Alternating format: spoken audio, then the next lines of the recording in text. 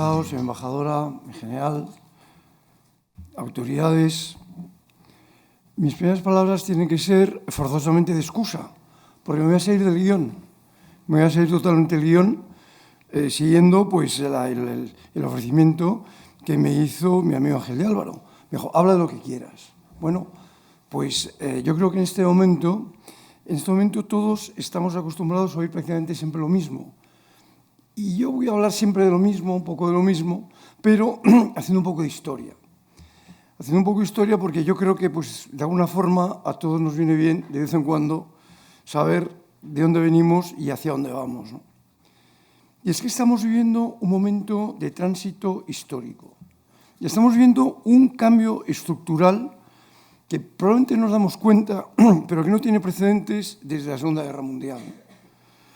El entramado institucional, jurídico y conceptual que reguló todo lo que supone las relaciones internacionales durante más de 7 décadas está experimentando, y lo vemos día a día, una erosión acelerada. Las dinámicas de poder están mutando y con ellas se transforma la forma en que los Estados se relacionan, los Estados negocian, compiten y en ocasiones se enfrentan. Incluso ya no sabemos lo que está bien y lo que está mal. Es decir, lo que antes parecía un asesinato terrible, ahora se convierte en algo como cosas que pasan, como escuchamos ayer de un importante presidente de un gran Estado, lo vimos todos nosotros, ¿no? Bueno, pues ante todo este escenario, nuestro desafío es comprender cómo hemos llegado hasta aquí y cuáles son las implicaciones de este cambio para el futuro orden mundial en el que viviremos. Y para entender el presente, tenemos que simplemente acordarnos del contexto histórico que definió el orden internacional durante la segunda mitad del siglo XX. Después de la terrible Guerra Mundial, los acuerdos de Yalta establecieron un sistema basado en la coexistencia, una coexistencia no exenta de tensiones entre dos bloques antagónicos, el liderado por Estados Unidos y configurado en torno a lo que supone la OTAN y el liderado por la Unión Soviética. Bueno, pues este sistema de bipolaridad, a pesar de su dureza y de episodios críticos, garantizó un tipo de estabilidad basada en la previsibilidad estratégica. La disuasión nuclear, por paradójico que parezca, actuó como un mecanismo, un deterrent, el famoso deterrent, para evitar guerras directas entre las superpotencias. Pero este equilibrio se resquebraja, decadencia del bloque soviético y se derrumba con la caída del muro de Berlín. Y este momento fue no solo un acontecimiento político que vimos muchos de los que peinamos canas, simbolizó el colapso de una arquitectura completa de relaciones internacionales. La Guerra Fría terminó, pero también desapareció el marco que había dado sentido a una gran parte del orden internacional. Por lo tanto, esa década de 1990 estuvo marcada por una percepción de triunfo ideológico que impregnó toda la política, la economía y la cultura occidental, que no es otro que esa idea del fin de la historia, que es la obra de Francis Fukuyama, que muchos de vosotros habréis leído. Según su tesis, la humanidad había alcanzado el estadio final de su desarrollo político, que era la democracia liberal. El mensaje era claro y me reconoceréis que profundamente seductor. Los conflictos ideológicos habían terminado, las democracias prosperarían, la globalización integraría progresivamente a todas las economías y la interdependencia económica reduciría drásticamente la probabilidad de conflictos armados. Era la época del multilateralismo benevolente, de la expansión de las instituciones financieras internacionales, de la consolidación de la Unión Europea y de la creencia extendida de que los grandes desafíos de la humanidad serían gestionados de manera cooperativa. Grandísimo error, como hemos podido ver. Y en este contexto, las distopías de autores como Aldous Huxley, con ese Brave Good World, ese mundo feliz, fueron interpretadas como advertencias literarias, pero no como un diagnóstico que era evidente. Y con el paso del tiempo nos dimos cuenta que ese optimismo se reveló como una mera ilusión. Promesas de armonía global comenzaron a erosionarse y hay factores que hoy los estamos viendo y los estamos sufriendo día a día. Resurgimiento terrible de rivales geopolíticas, de Estados Unidos y China, reaparición de guerras convencionales, cuando ya nos parecía que eso era imposible, como la invasión de Ucrania por parte de Rusia, la inestabilidad en Oriente Medio, el avance de potencias regionales y el retroceso de marcos multilaterales. La inoperancia en Naciones Unidas, que hemos visto, cuestiones de este tipo que realmente nos han podido sorprender a muchos.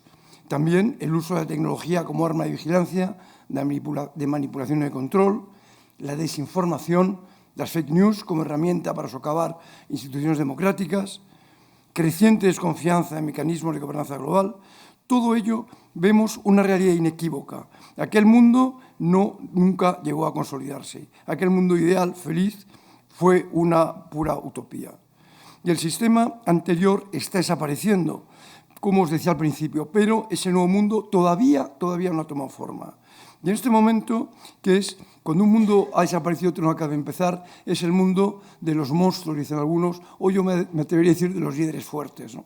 Y de los líderes incluso excesivamente fuertes. Y el poder global ya no se concentra en dos polos. China ha emergido como un actor económico, tecnológico y militar de primer orden. India se proyecta como potencia regional con aspiraciones globales. El sudeste asiático, África y América Latina se configuran también como espacios de competencia creciente.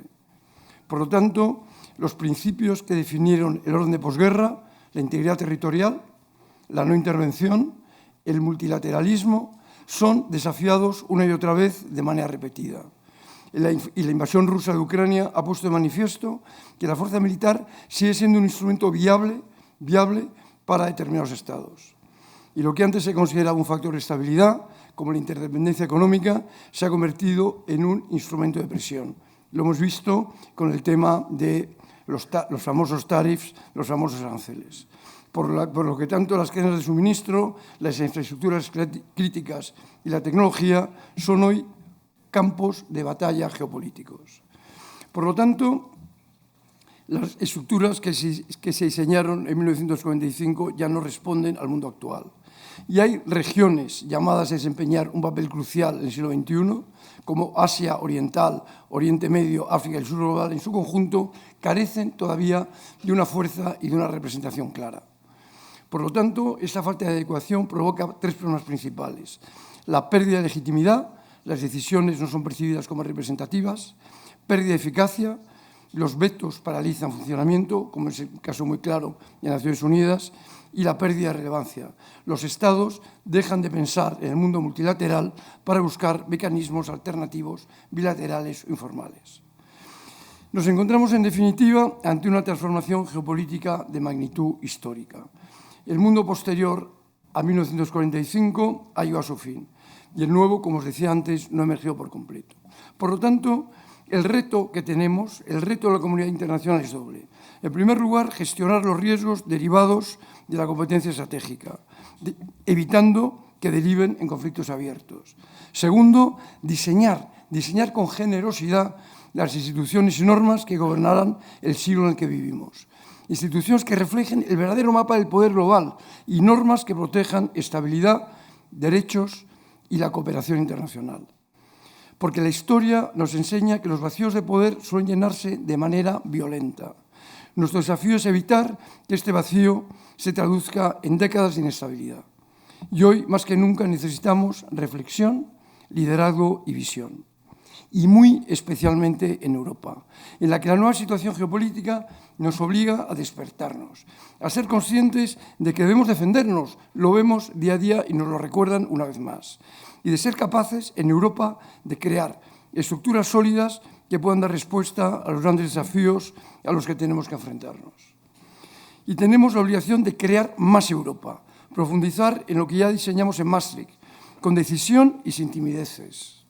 Volver al espíritu europeo de Jacques Delors, de Helmut Kohl, François Mitterrand en Francia y, para nosotros, lo que fue Felipe González, cuando fue presidente del gobierno. Ellos lograron alcanzar cimas que parecían imposibles. Llegamos a la libre circulación de personas, creamos Schengen, creamos el euro. Bueno, pues tenemos ahora que seguir esa ruta en la búsqueda de una Europa de defensa capaz de superar egoísmos nacionales, conscientes de lo que tenemos en juego es o ser capaces de preservar nuestro modelo europeo de valores y de libertades, o de caer en la dependencia de otros que nos dirijan y que nos controlen, o, si no es así, caer en la más absoluta de las irrelevancias. Nada más, muchas gracias.